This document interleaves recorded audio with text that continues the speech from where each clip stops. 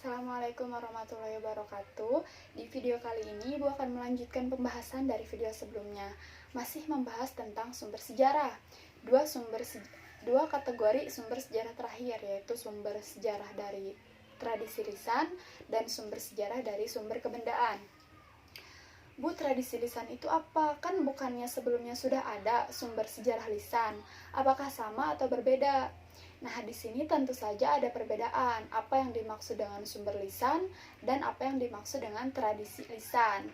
Tradisi lisan sendiri berasal dari bahasa Latin yaitu tradition, yang artinya adalah menyampaikan atau meneruskan. Gitu. Itu juga sama di dalam bahasa Inggris tradition itu artinya juga menyampaikan atau meneruskan. Sedangkan di dalam Kamus Besar Bahasa Indonesia, tradition atau tradisi berarti suatu hal yang disampaikan atau diteruskan kepada generasi selanjutnya. Jadi ada sesuatu nih yang diwariskan, yang diteruskan, yang disampaikan dari generasi sebelumnya ke generasi selanjutnya gitu. Itu adalah pengertian dari tradisi. Terus lisannya apa? Nah, tradisi ini emang berkembang dari zaman dahulu, dari sejak zaman atau masa praaksara.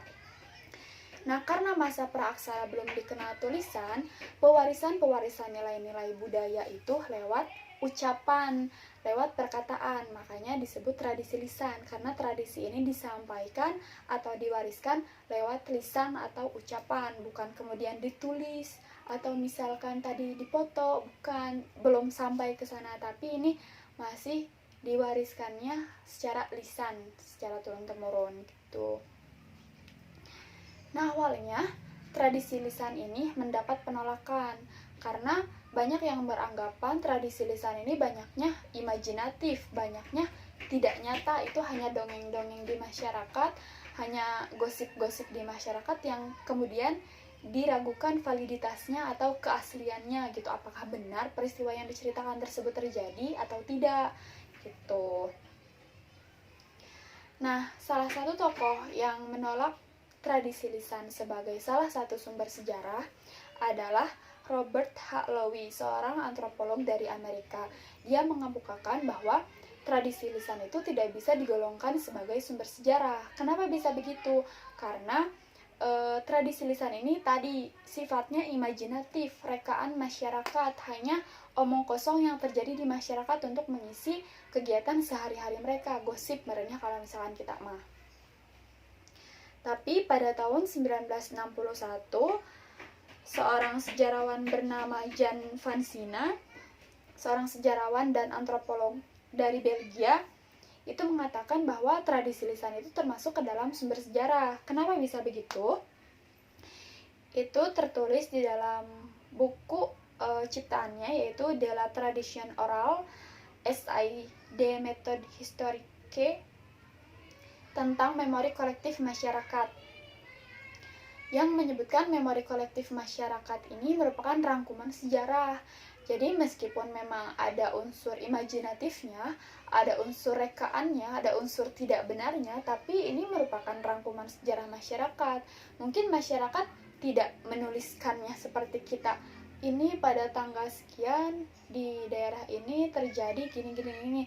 Tidak seperti itu, atau misalkan tidak diucapkan seperti sumber sejarah lisan yang diminta kesaksiannya, tapi banyaknya ya dimasukkan unsur seninya juga di dalam tradisi lisan ini gitu. Nah, masih tadi tentang Jan van Sina, seorang sejarawan dan antropolog dari Belgia. Dia juga meneliti tradisi lisan yang berkembang di Afrika, khususnya orang-orang Rwanda dan Burundi. Nah, tradisi lisan yang berkembang di masyarakat Burundi ini, banyaknya tradisi lisan yang menceritakan tentang cerita rakyat biasa, cerita sehari-hari masyarakatnya, bagaimana keadaan sekitarnya. Itu terangkum di dalam dongeng, mitos, dan legenda-legenda yang berkembang di masyarakat Burundi. Beda lagi dengan orang-orang di Rwanda. Orang-orang di Rwanda ini mempunyai tradisi lisan yang menceritakan tentang bagaimana raja mengontrol kehidupan rakyatnya. Nah, dari sana kita bisa melihat bagaimana kemudian kehidupan orang-orang Burundi dan Rwanda. Orang-orang Rwanda ini sangat terkekang karena mempunyai pemimpin yang otoriter. Rajanya yang otoriter tadi itu tergambar di dalam tradisi lisan yang berkembang di masyarakat Rwanda. Selain itu, salah satu sejarawan Indonesia yaitu Bapak Kunto Wijoyo juga menyebutkan bahwa tradisi lisan ini bisa dijadikan sebagai salah satu sumber sejarah. Kenapa bisa seperti itu?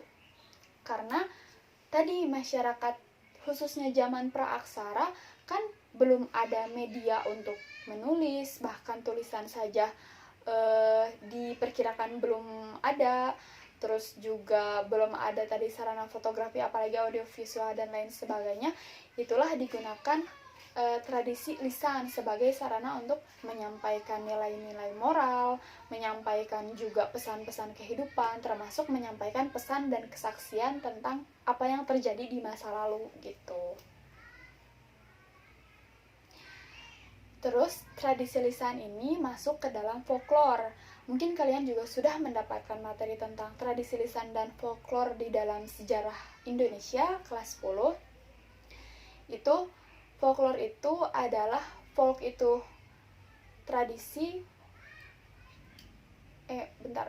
salah ya. Folk itu rakyat dan lore itu tradisi. Jadi folklore itu adalah tradisi rakyat. Maaf kalau misalkan terbalik. Kalau tidak salah, Ibu, folk itu rakyat dan lore itu tradisi gitu. Jadi tradisi yang berkembang di masyarakat atau di rakyat.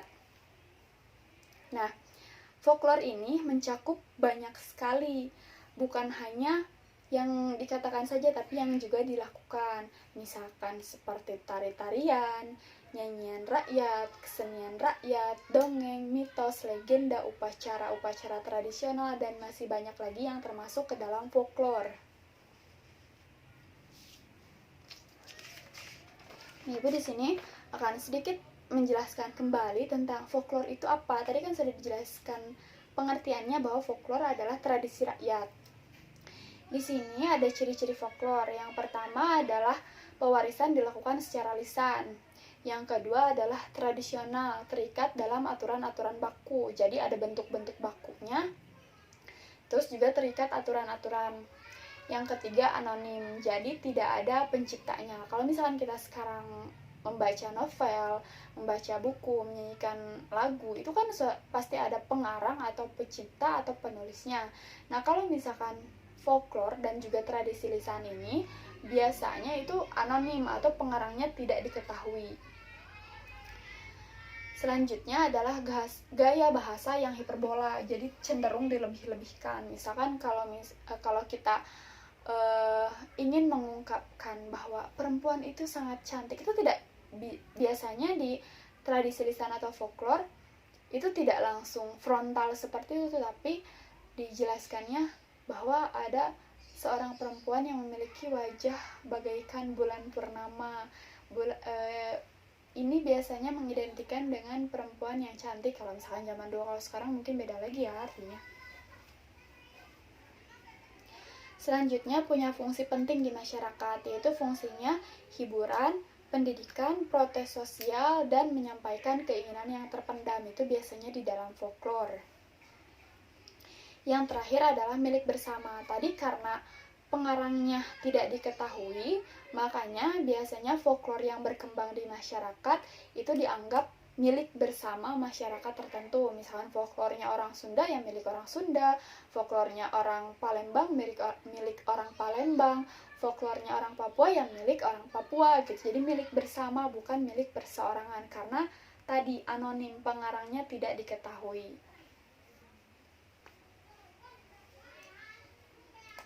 Selanjutnya ada beberapa jenis folklore. Yang pertama ada mitos. Mungkin kalian sudah sedikit tahu ya apa yang dimaksud dengan mitos, karena kita juga hidup di zaman modern yang masih percaya akan mitos-mitos, terutama mitos-mitos yang berkembang di daerah kita sendiri. Ciri-ciri dari mitos adalah ceritanya berkisar tentang tokoh dewa-dewi atau manusia setengah dewa. Ini juga orang-orang Eropa meskipun sudah masuk ke dalam zaman rasional, sudah modern, tapi masih sedikit mempercayai tentang mitos-mitos ini. Bisa diambil salah satu contohnya, ada film Percy Jackson. Mungkin kalian ada yang sudah pernah nonton atau belum. Ini menceritakan tentang anak-anak dari keturunan dewa. Jadi misalkan bapaknya atau mamanya dewa nikah dengan, atau misalkan membuat anak dengan manusia, dan nanti anaknya adalah manusia setengah dewa gitu. Hanya mungkin dewa-dewa yang dimaksud itu berbeda. Kalau misalkan di India atau orang yang beragama Hindu itu percaya akan dewa-dewa, misalkan Dewa Wisnu, Dewa Shiva, dan dewa-dewa lainnya. Kalau misalkan di orang-orang Eropa, karena mungkin mereka mewarisi kepercayaan orang-orang Yunani, mereka percayanya kepada dewa Zeus, terus dewa yang di laut tuh pokoknya banyak percaya tentang dewa-dewa gitu. Nah, kita juga ternyata punya cerita-cerita tentang dewa-dewa sendiri, bukan cuma orang Hindu aja atau orang India aja yang punya cerita tentang dewa. Ternyata kita juga ada gitu. Itu masuk ke dalam salah satu jenis folklore, yaitu mitos. Terus ciri mitos yang selanjutnya adalah cerita ini dianggap benar-benar terjadi oleh masyarakat yang menuturkan atau yang mempunyai cerita tersebut. Selanjutnya, cerita ini dianggap tadi benar-benar terjadi dan terjadinya di masa lalu, bukan di masa sekarang. Dan biasanya isinya tentang terjadinya alam semesta, terjadinya topografi atau bentuk-bentuk bumi, misalkan bagaimana terjadinya laut, bagaimana terjadinya gunung, kenapa bisa ada yang seperti itu, atau menceritakan juga tentang kisah cinta dewa-dewi atau perjalanan petualangan dewa-dewi yang merupakan tokoh utama di dalam cerita mitos tersebut. Jenis folklore yang kedua adalah legenda. Legenda mungkin di sini juga sebagian masih ada yang tahu atau sudah hilang ditelan oleh zaman. Generasi ini apakah masih tahu legenda atau tidak? Nah, legenda ini ciri-cirinya hampir sama dengan mitos. Jadi cerita atau kisahnya dianggap benar-benar terjadi oleh masyarakat penutur atau masyarakat yang punya cerita tersebut. Yang kedua, bedanya adalah ketika misalkan mitos tokoh-tokohnya adalah dewa-dewi yang hidup di kayangan, atau misalkan manusia setengah dewa, di legenda ini tokoh-tokohnya duniawi. Jadi orang-orang kayak kita tapi punya kekuatan yang luar biasa, yang kekuatan yang melebihi kemampuan dari manusia biasa. Ini juga sama kisahnya, terjadi di masa lalu, dipercayai oleh masyarakat ini terjadi di masa lalu, tapi belum lama terjadi gitu, masih dekat-dekat dengan masa sekarang. Dan tadi ceritanya berkisar atau tokoh utamanya tentang manusia yang punya kekuatan luar biasa, yang melebihi dari kekuatan manusia pada umumnya, atau kisah atau cerita tentang manusia yang mempunyai hubungan dengan dunia alam gaib atau makhluk-makhluk gaib. Terus legenda ini juga sama, milik bersama masyarakat penuturnya.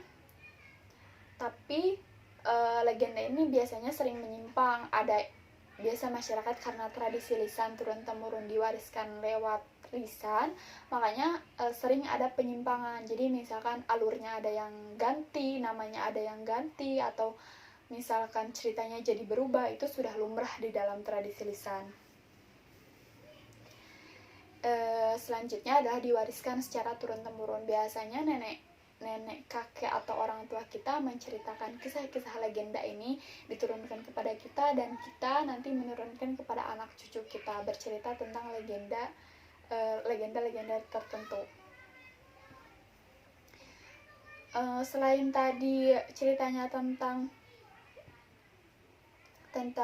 orang-orang yang mempunyai kekuatan luar biasa dan berhubungan dengan alam gaib, dunia gaib, biasanya cerita di dalam legenda ini punya nilai-nilai moral atau ajaran-ajaran kebaikan yang berhasil melawan kejahatan. Makanya ini dipakai sebagai salah satu sarana untuk memberikan nasihat kepada generasi selanjutnya gitu. Jadi nggak menasihati itu langsung gak boleh gini, gak boleh gitu, tapi lewat cerita, salah satunya legenda-legenda yang berkembang pada masa itu. Mungkin sekarang juga masih ada. Dan legenda ini dibagi menjadi 4 kategori.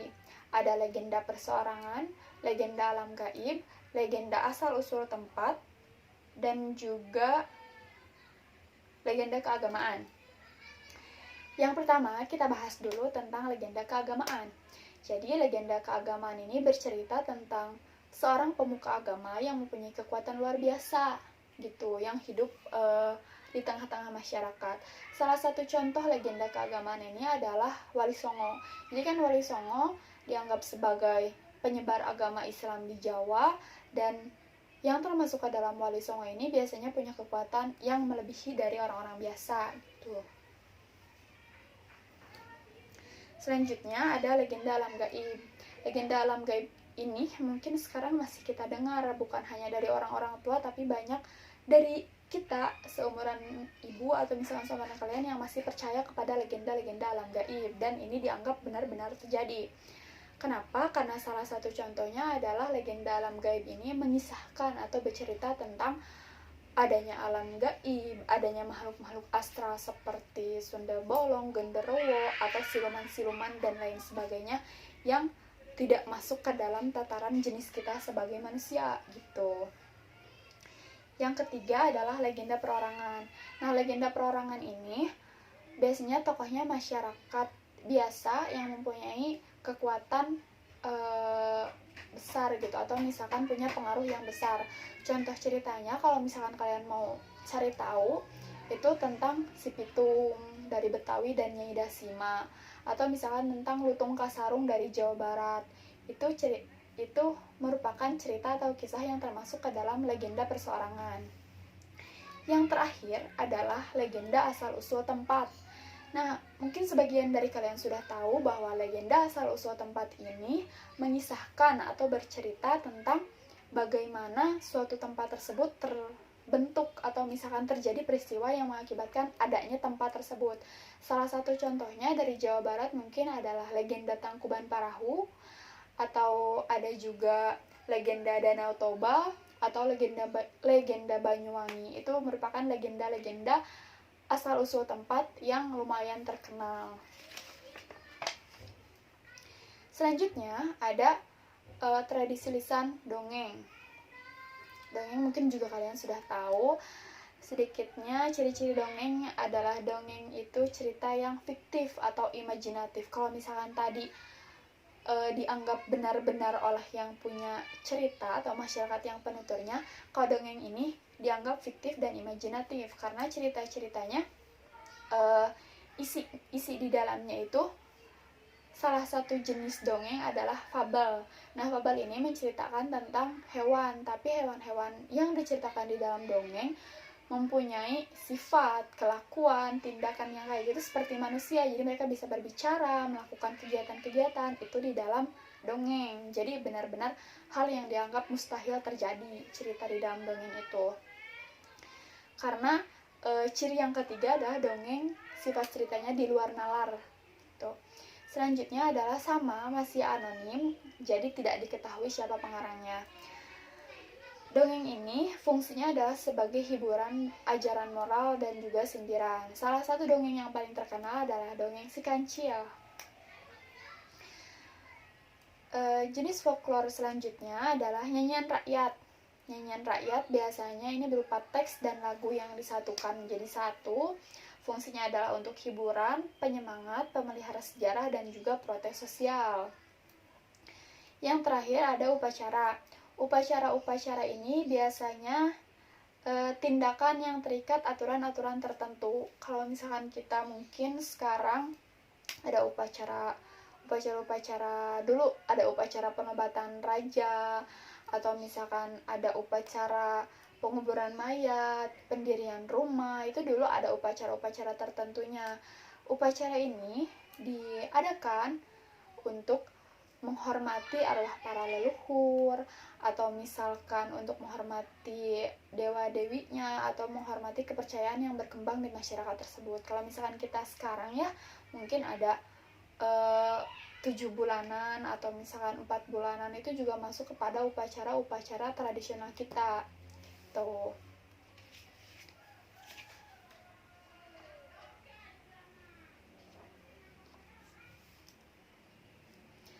Nah, tadi kan sudah dijelaskan apa saja sih yang termasuk ke dalam tradisi lisan, lebih jauhnya folklore. Jadi, tradisi lisan yang ada tersebut, yang berkembang di masyarakat tersebut ternyata mencerminkan keadaan masyarakat. Jadi orang-orang yang percaya, misalkan tadi legenda Lutung Kasarung atau legenda Danau Toba, itu mencerminkan keadaan masyarakat pada waktu tersebut, pada waktu cerita tersebut tercipta. Atau misalkan sekarang kita juga menggambarkan keadaan masyarakat kita, karena legenda kita akan berbeda dengan legenda orang Sumatera, legenda orang Kalimantan. Itu mencerminkan kehidupan masyarakatnya. Terus tradisi lisan juga ini merupakan ekspresi kebudayaan dan merupakan kumpulan informasi-informasi di masa lalu. Kalau misalkan kita tidak mendapatkan informasi-informasi tentang kehidupan masa lalu lewat lisan dan juga tulisan, di dalam tradisi lisan itu biasanya ada berupa petuah-petuah atau tadi mitos, dongeng, dan cerita-cerita yang berkembang di masyarakat atau rakyat di wilayah tersebut. Oke, yang keenam, ini merupakan sumber sejarah terakhir di dalam pembahasan materi kali ini, yaitu sumber kebendaan. Sumber kebendaan itu ada dua, yaitu artefak dan fosil. Artefak sendiri adalah barang atau alat hasil kecerdasan manusia. Bahannya biasanya dari alam yang kemudian dimodifikasi oleh masyarakat yang menggunakan benda atau barang tersebut untuk bisa digunakan sebagai alat pembantu atau alat menunjang kegiatan sehari-hari. Dan biasanya artefak ini merupakan benda atau alat yang movable atau bisa dibawa kemana-mana. Itu artefak. Yang kedua adalah fosil. Fosil berasal dari bahasa Latin, yaitu fossilis, yang artinya diperoleh dari menggali. Nah, yang diperoleh dari menggali ini apa? Yang diperoleh dari menggali ini adalah sisa-sisa dari binatang atau tumbuhan yang hidup pada zaman-zaman dahulu, yang sudah terawetkan oleh keadaan atau misalkan kondisi lingkungan pada waktu itu. Biasanya yang dikategorikan sebagai fosil ini merupakan sisa-sisa tumbuhan atau binatang yang sudah membatu. Dan untuk mendapatkannya dilakukan penggalian atau ekskavasi. Makanya disebut fosil tadi, yang mempunyai arti diperoleh dengan cara menggali. Jadi si benda-benda ini tidak yang tergeletak di tanah biasa aja, tapi melalui proses penggalian atau ekskavasi. Nah, terus juga tidak serta-merta semua benda-benda yang didapatkan dari ekskavasi atau penggalian ini digolongkan sebagai fosil, tapi ada syarat-syarat yang menunjukkan bahwa itu adalah fosil. Selain itu juga harus diadakan penelitian lebih lanjut oleh orang-orang yang lebih berkompeten di dalam bidangnya, yaitu arkeolog atau orang-orang yang berkecimpung di dalam ilmu tersebut. Syarat yang pertama adalah organisme mempunyai bagian tubuh yang keras. Yang kedua, mengalami pengawetan. Yang ketiga, terbebas dari bakteri pembusuk, karena kan tidak sedikit tumbuhan atau misalkan hewan yang misalkan ketika sudah mati ada bakteri pembusuk, membusuk dan hilang gitu. Tidak semuanya terawetkan. Selanjutnya terjadi secara alamiah, jadi bukan diawetkan sama kita dengan boraks atau misalkan dengan pengawet buatan, tapi terjadi secara alamiah dengan proses alam. Terus kadar oksigennya juga sedikit, karena kan oksigen ini mempercepat proses pembusukan biasanya. Yang terakhir, umurnya lebih dari 10.000 tahun. Jadi kalau misalkan barang yang baru terkubur 1-2 tahun atau 10 tahun itu belum dikatakan sebagai fosil. tapi barang atau misalkan benda yang ditemukan melalui proses penggalian. Terus juga diperkirakan benda itu berumur sekitar 10.000 tahun. Ibu, bagaimana cara kita tahu bagaimana umur dari benda tersebut sudah mencapai 10.000 tahun bahkan lebih? Itu ada ilmunya, ada proses pengujiannya yang menunjukkan bahwa benda tersebut merupakan benda dari zaman purbakala, dari zaman dahulu yang sudah terlewati sekitar 10.000 tahun. Jadi kalau misalnya kayak benda-benda yang dari tahun 1945, dari yang tahun 1900-an, 1200-an, itu belum dikatakan sebagai fosil, apalagi tidak dilakukan penggalian untuk menemukannya ya. Jadi tidak sembarang benda yang kita temukan di sekitar kita, meskipun itu digali, dikategorikan sebagai fosil. Nah, sekian dulu untuk pematerian kali ini. Insya Allah kita akan bertemu di pematerian selanjutnya, membahas materi baru, yaitu tentang langkah-langkah penelitian dalam sejarah. Tuh. Terima kasih, Ibu akhiri dulu pematerian kali ini. Wassalamualaikum warahmatullahi wabarakatuh.